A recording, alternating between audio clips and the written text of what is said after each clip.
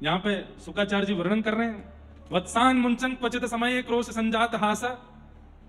बोले केवल दूध चुराने के लिए क्या क्या नहीं कर देते हैं, गायों के बछड़ा बछियाओं को खोल के भाग जाते हैं।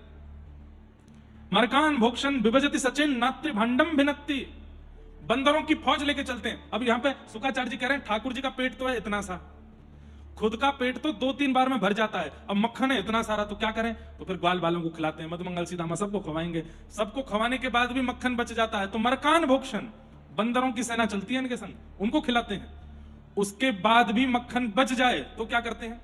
यूं नहीं कि जिन परिवार का मक्खन है छोड़ छाड़ जाए, बेचारी गोपी खा लेंगी उनके परिवार ना, नात्रिभांडम भिनत्ति, उसको फोड़ देते हैं और जितना मक्खन नीचे जमीन पे गिरे उसका लेपन कर देते हैं पूरे घर में, पूरे घर में लेपन करते हैं। क्यों? जैसे ही वो गोपी घर में आवे, पाम रखे, सोई सर रपट करके सिर में टूट जाए, आगे कमर में फूट जाए। आधी से ज्यादा गोपियों के फ्रैक्चर हो गए हैं गोकुल में जब से ठाकुर जी का जन्म हुआ है। कोई की कमर टूट गई है, कोई का सर टूट गया, कोई का हाथ, सबरी ऐसी लंगड़ा लंगड़ा करके चले। और वो कहते हैं ना कि इन लंगड़ा कर चल रही गोपियों का ये तो है आर्ट, और आर्टिस्ट कौन है? मुरली मनोहर, श्याम सुंदर। ऐसा लिंपन कर दें पूरे मक्खन को। एक बार एक गोपी थी प्रभावती, एक दिन सब गोपियों के बीच में आके कहती है, तुम्हारे घर चोरी करता है कन्हैया, मेरे घर नहीं कर सके। मेरा इतना डर है, मेरा इतना खौफ है कि वो घर में आ ना सके। प्रभावती का एक देवर था, वो ठाकुर जी का सखा था।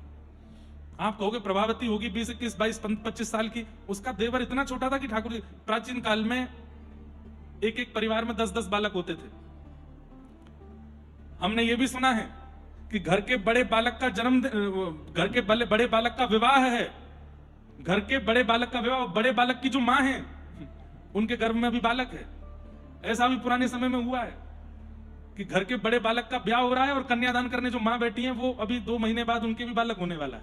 ऐसे भी, क्योंकि 10-10, 12-12, 15-15 बालक होते थे ठाकुर जी के समय पर तो। और अब प्रभावती का जो देवर है वो 4 वर्ष का है, वो ठाकुर जी का सखा है।